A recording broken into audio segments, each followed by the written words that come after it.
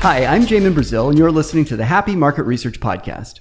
Today, my guest is Dyna Boen, President of Market Research at Survata. Survata offers a technology platform that informs business decisions used by today's top brands, including GameStop, Clorox, Gartner, and Disney, my favorite brand of all time. Dyna is a serial entrepreneur who has worked in all aspects of the marketing research space. Dyna, thank you very much for joining me today on Happy Market Research Podcast. Thank you for having me, Jamin. I would say that I am a happy market researcher. I love it. So very smiley, happy market researcher. So I'm glad to be here.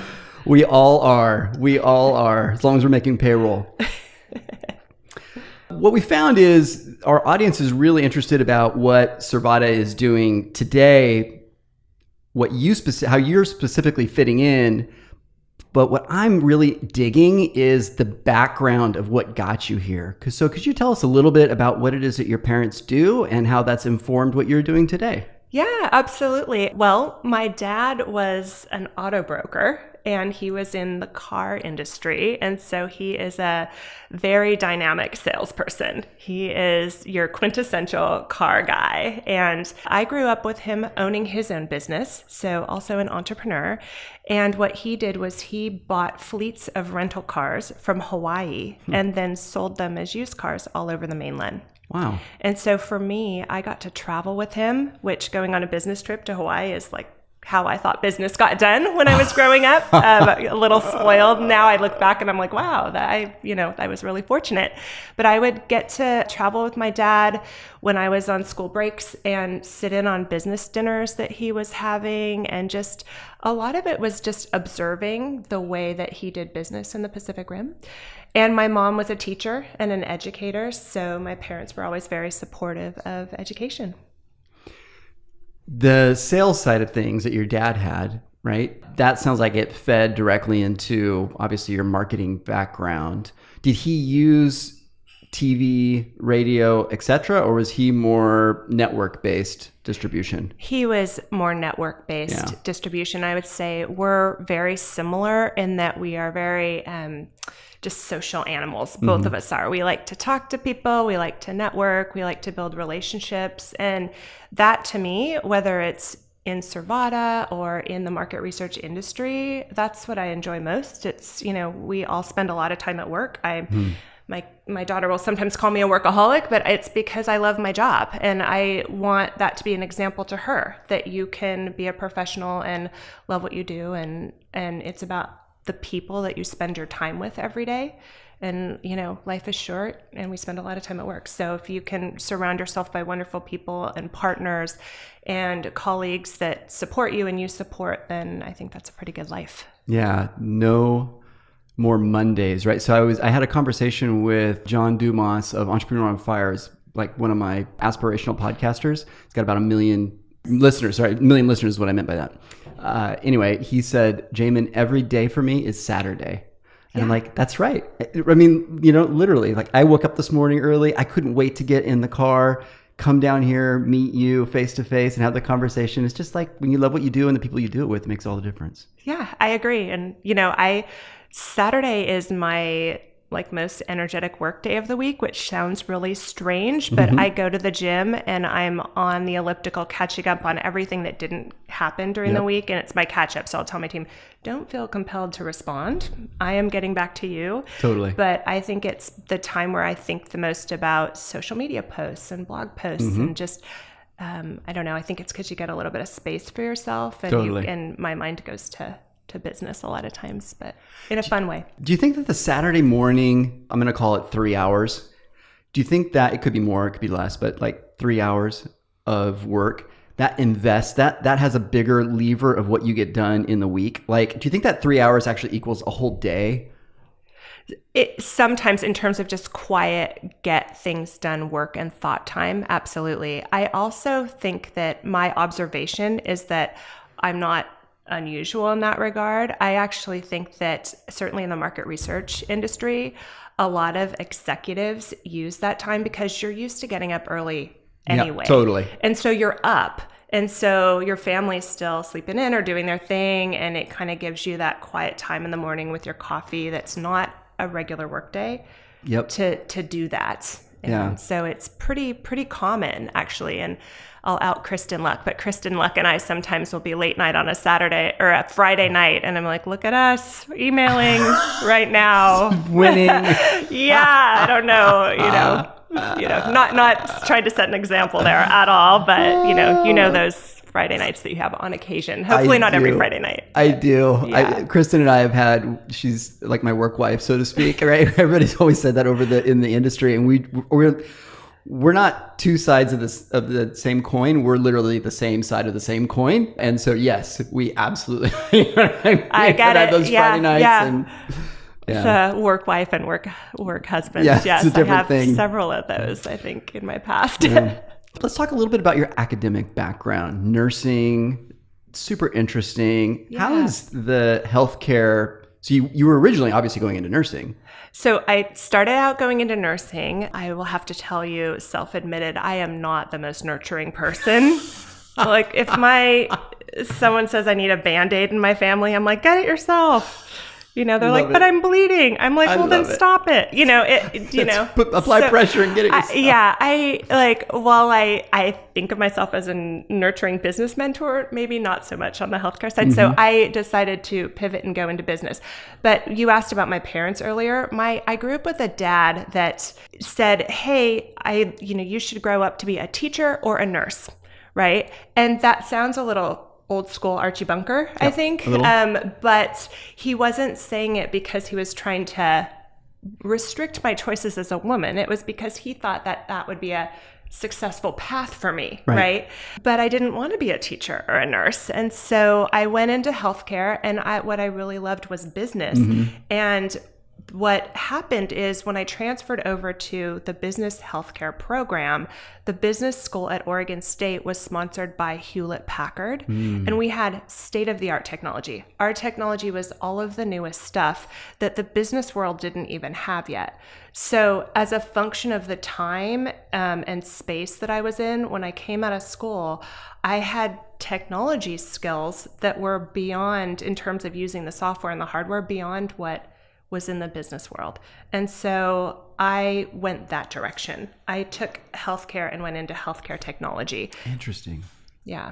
Yeah. I wonder how much of that, because you were able to see maybe a year to maybe even 3 or 5 in some cases, because I know, especially in medical kind of like education, it's not like they're on the cutting edge of technology usually, right? They're usually using older stuff. That's right. And so having that view, did it enable you to identify gaps in ways that they could do things better using technology or more modern technology? I think I hit the job force at a time where everything was still moving from, in some cases I would be doing code into a green screen to put networks in place for hospitals. And everything was moving to Windows interfaces. Yep. And so I was going in, replacing systems in hospitals with Windows interfaces and making it easier for people. But that was new to that world. Right, totally. It was something I'd been doing for years as in school, right? And so I came out as, at that time, I was a young woman. I chose technology. Nobody was really doing that. Right. Most of the people I work with were older IT guys. Yep. Fantastic mentors, by the way, but I was just very different than that. And here I am, fresh out of school, first person in the company I work for to get a laptop, right? To use in the field. Like at that time, if you remember back, late 90s, there were still computer consoles in businesses that everybody shared. Yep. Printers that everybody shared. Totally. Right. And so I, today I think about all, Google women in coding, and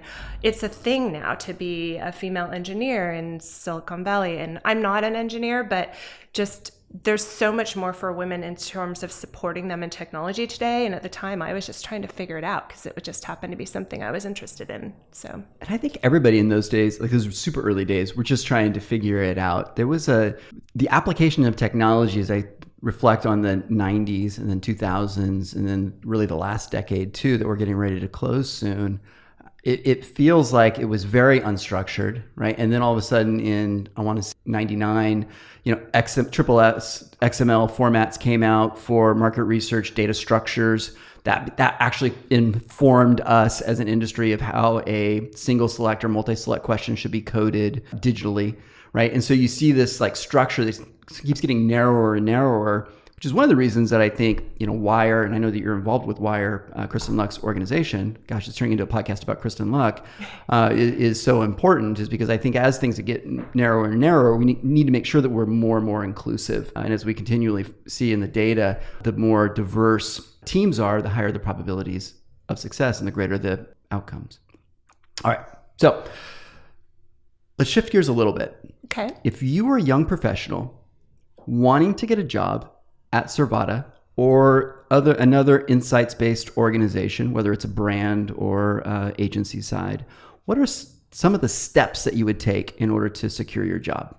Yeah. Well, it's kind of interesting. I think about just because I just did get a new job at Survata, it's very real, right? It's real for me and it's real for young people. I think I've done 3 interviews for Survata for young people coming out of school. And so I would say for any of us looking for a job, people will always say networking, but networking is really important and fostering relationships. As it relates to young people coming out of school, number 1 for me is attitude. Just a good attitude. You can bring somebody with a good attitude in the room and it lifts everyone in the room up. And if you have somebody that has not so good of an attitude, it brings everyone in the room down.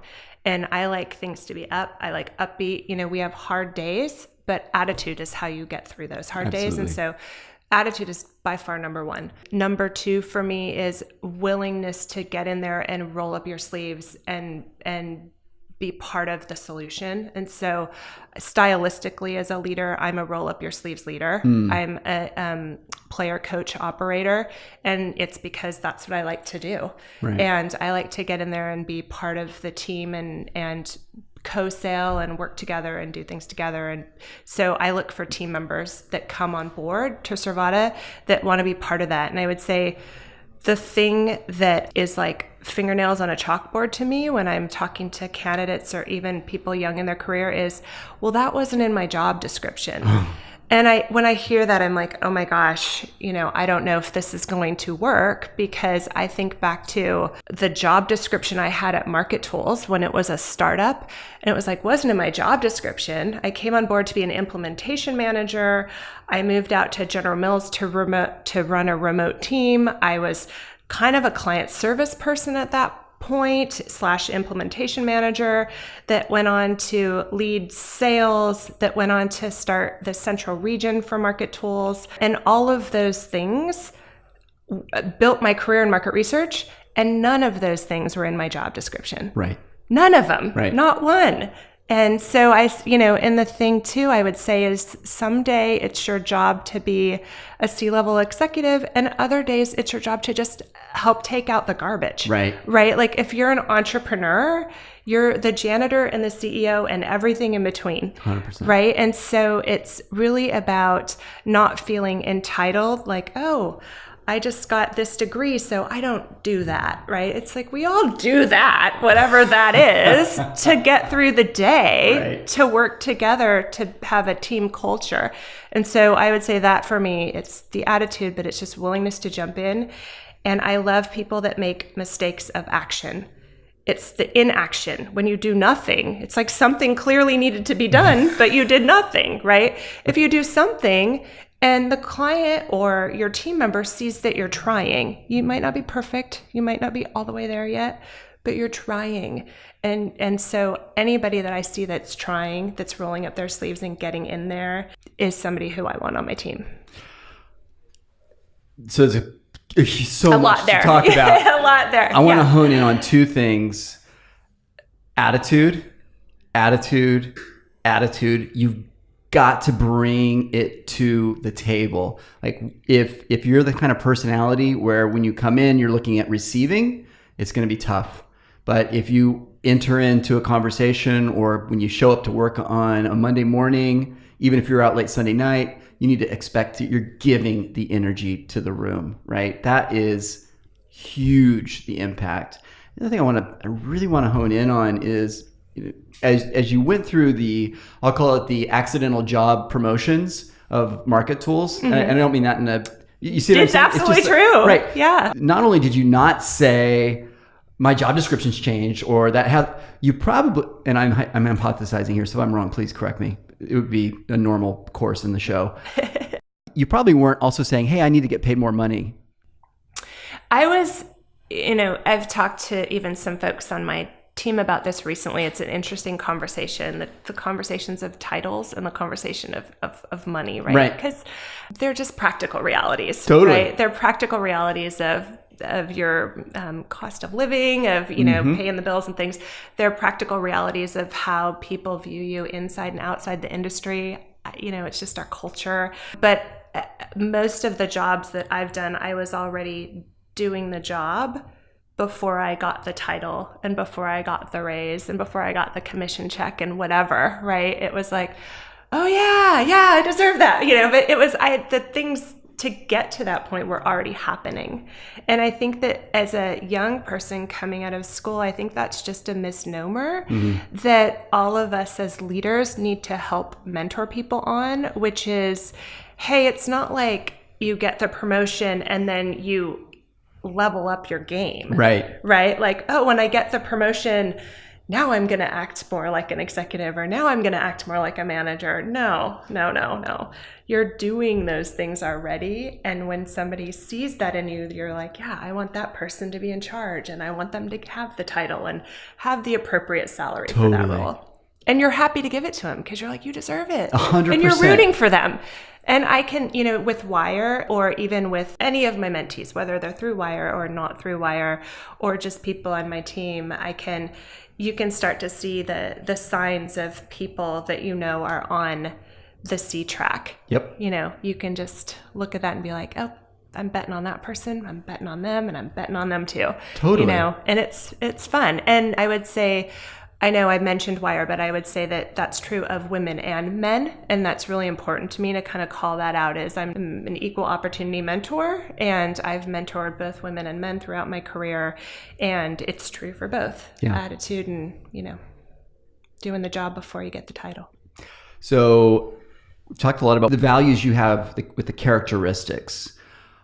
Do you look at LinkedIn? Is a resume important? I feel like I should say yes, but no, it's not. I am an in-person person. Totally. So, but let me back up. How do they get the interview? Like, are you interviewing everybody that applies? Actually, at Survata, the people that we're interviewing right now are my managers are putting them forward. So they've already done all that work. They're already doing some of that work. And so I will say, on the LinkedIn comment, yes, LinkedIn is important to me. I think that being mindful of your public persona is important in this day and age. And as I call it, public is the new private. Like, if you don't have a picture of yourself on LinkedIn, what's wrong with you? It's like they're shady. Like, why don't they have a photo, right? You've got more people, more privacy when people see, oh, that's who that person is. Totally. Right? So there's a little bit of that, but I think it's important we're in market research. It's a function of marketing, and the person and the thing that you should care about marketing the most is yourself. Right. If you're looking for a job, especially, right? And so at Survata, something that we're working on, and I won't go too much into detail on this because it'll be a little bit of our secret sauce, but we're working on a social selling strategy. Nice. And so you'll see more of that over the coming months. But you guys know me that I like to social sell, and it's part of connecting to people beyond San Francisco. Totally. And across the world. But also for my team of young people that are new to their careers, or anyone who's in their careers, it's how do we lift each other up? And so it's about, hey, it's your turn to write the blog post this month, and it's about creating thought leadership. It's about using our networks to raise each other up, right? And so LinkedIn's important, and people on my team have been cleaning up their LinkedIns and their Twitter because they know that this thing's coming, right? That's good. So yes, LinkedIn is an important part of looking for a job, and that right out of school you should be. We had a intern this summer from Duke University, and her LinkedIn, I would have loved to have that LinkedIn coming out of college, but her last day at Survata, I was like, the number one thing you need to do today is send everyone in this company a recommendation request to write you a recommendation, because you're going to come out of Duke with an internship at a Silicon Valley startup with these people that have loved all the great things you did for us this summer. Like, if you're in school and you're doing internships, start building that up. Oh, I love that. This is so important. So, because I'm old, you're not, but I'm old. Thank you. That's generous of you. So after 20 years of working in this industry, leaving Focus Vision as the CEO in September of last year, and then kind of stepping into this, I didn't know exactly what. I looked at my network and I'm like, oh wow, I know the CEO of this company and the CMO of this company and so on and CPO and so on and so forth. I'm like, that's so weird, because I remember when we were bootstrapping 18 years ago, they were a project manager at Holland Partners. Yeah. You know what I mean? Yes, I do. And then as time progresses, and those relationships that you build when you're literally in the trenches on Christmas Eve trying to solve the problem, that pays forward. It's like compounded interest, right, on steroids. Yeah. Right? Yes. I believe that. I call it, so I talk a lot about the market tools mafia, because... Oh, yes. This is great. I didn't interrupt you. This is a great point. I talk a lot about mafias in general, in a good way, right? But so the market tools mafia, and everyone that's listening to this that worked with me at Market Tools knows this, is near and dear to my heart. And that team of people I was there for 12 years. So I worked with, I think, all of the best leaders that I know in the industry that went on to different things were at that company at one point in time. And so, as I think about that, there's a strong network that supports each other, that recommends each other's for jobs, that has networks. I'm having lunch with someone tomorrow that was a Market Tools Mafia. They're in all the different companies in the industry, sample, technology, research. And so it's about going through the trenches with somebody. Totally. And you see this in any business where you're building something together. You become family, and you have good times and bad times, but whatever they are, they all make you stronger and connect you. We do that as people, right? I think that's why people in the military are so tight. Absolutely. Right? And you see that. And so you see that in the military, you see that in work environments when people are starting companies.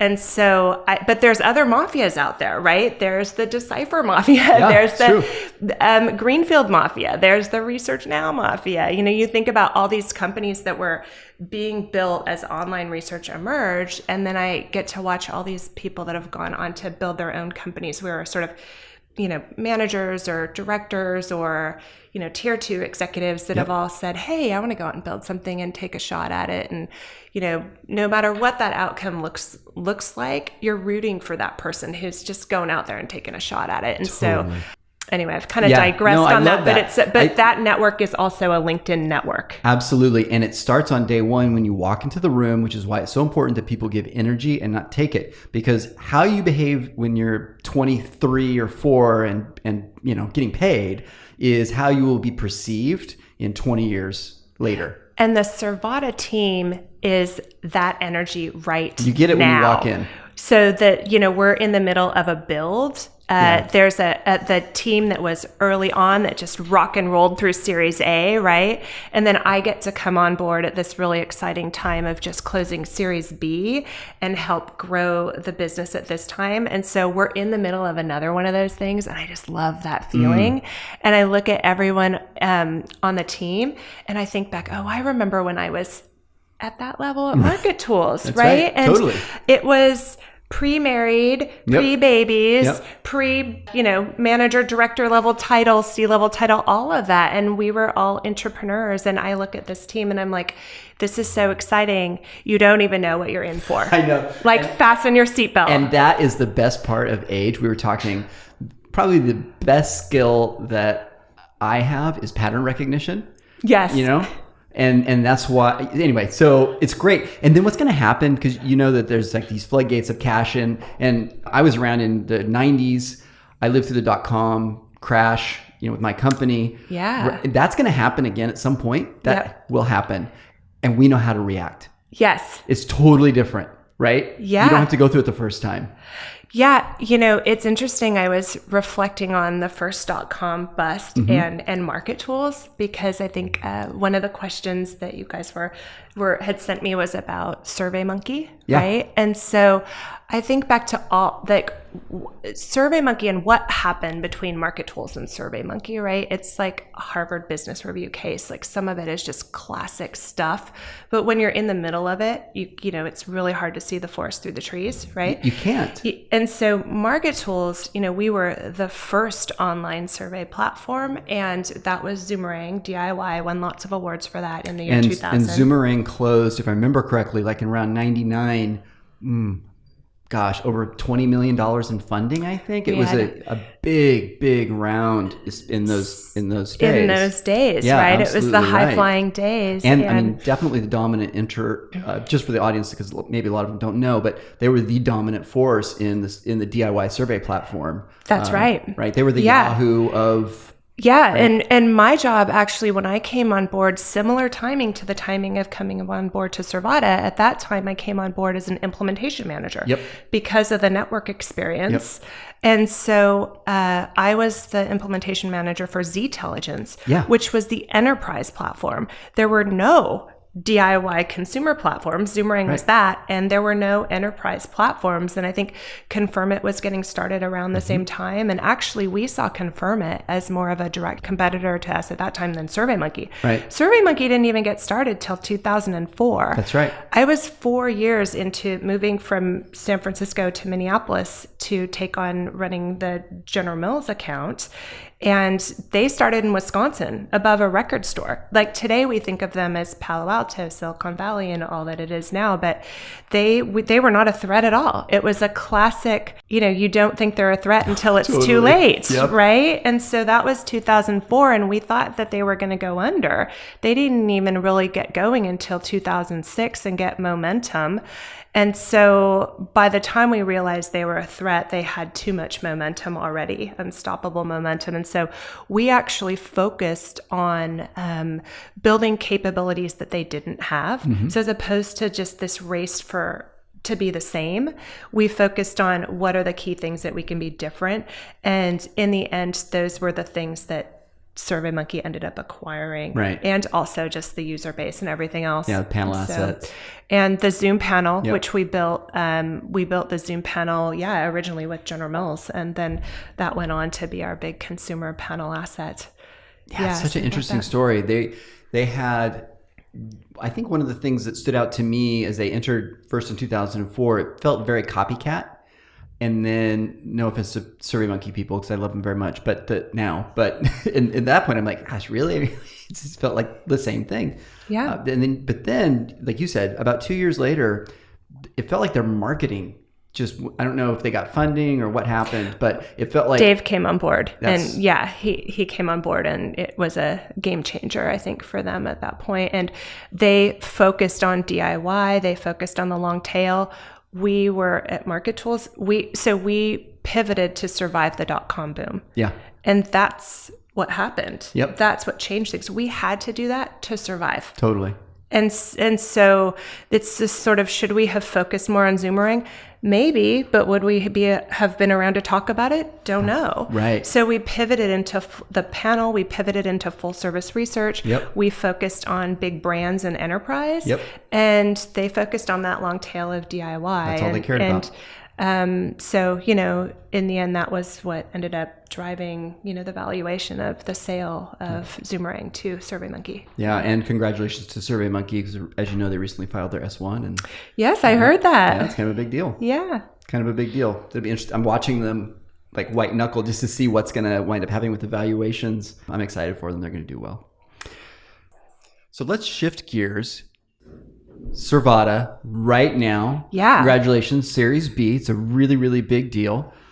What is Survata doing that's got you most excited and is getting purchased among your customers? Yeah. So Survata is so exciting to me because I think I was so in the mobile kind of blinders on that it was all I was thinking about. And when that wrapped up and that chapter closed, I started looking around realizing and really observing what was happening in the industry and thinking, mobile is an important part to a research business, but it's one piece. Online is one piece. Mobile is one piece. They're component parts to a much larger thing that's going on of data collection and reaching consumers. So as I look at Survata's assets, the thing that's really cool is our publisher network. So Survata has two business lines, the market research business line, which I'm responsible for, and the ad measurement business line. And thinking about how market research can apply ad measurement types of functionality and capabilities to market research is very exciting to me. So I'll use an example of TrueSample. If we think about TrueSample, when we created that company, we weren't inventing validating who people were. We were just inventing it in the market research industry. Right. So the team looked towards the credit scoring industry, right? And it was a team that built TrueSample. So my colleagues that were a part of that. And it was, how do people validate credit scores today? And how do we take that concept and apply it to validating people that are taking surveys are real and unique? So that was take from one industry, apply to another, and have new applications of how you can use. So as I think about Survata and market research and ad measurement, Survata started with market research, and we have a survey platform. It's a really cool one. It's device agnostic. Nice. And it's easy to use, very simple. But the secret sauce to that is that it plugs into our publisher network. And that is, for all intents and purposes, our sample source. It's our audience. It's not a panel, but it's access through publisher networks to what I call net new sample. So part of the challenge with panels is that, right, wrong, or indifferent. Like I love panels and they have a purpose, right? And we use panels on part of our business, but a lot of times you're talking to the same people that have been part of a panel for a long time. The people that we access through our publisher network are not on panels. The way that we incentivize people is we unlock premium content. So they don't get points, they don't get gift cards or rewards. We unlock Wi-Fi, we unlock Wall Street Journal articles. And so, when you're on LinkedIn and so you click on an article and then it wants you to subscribe and you think, I don't want to pull out my credit card right now. Right. I'm not going to read it. Or, answer 6 questions, answer 10 questions, get it for free. I'll do that. And so while we may not be part of a panel, we are willing to do that to get access to that service or that article or that app game, whatever it is.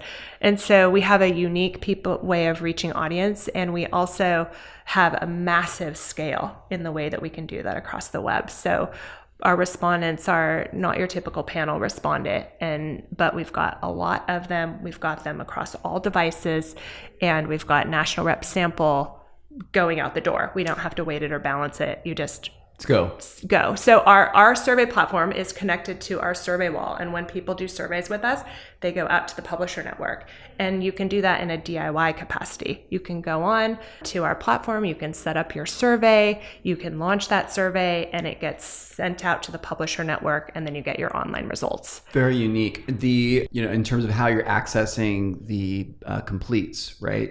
If Correct. I'm a user on the platform, that's very powerful.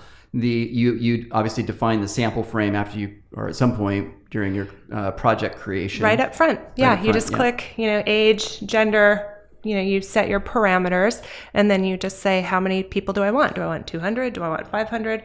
And then drag and drop, set up your survey, and boom, launch. So the unique selling proposition here is really centric to the quality sample that they're able to use on the Survata platform? That's right. Yeah. So we've done some research on research comparisons between traditional online panels and our publisher network.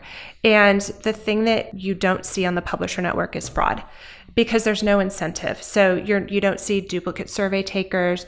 You don't see people lying and biasing the data to get through a screener, because you can't stockpile free Wi-Fi. You can't exchange free Wi-Fi for cash or gift cards. And so there's no incentive. It's hard to do because of the way that we deliver the surveys to begin with. But then on top of that, there's no incentive to lie through the screeners, because you're not trying to game it in any way. Got it.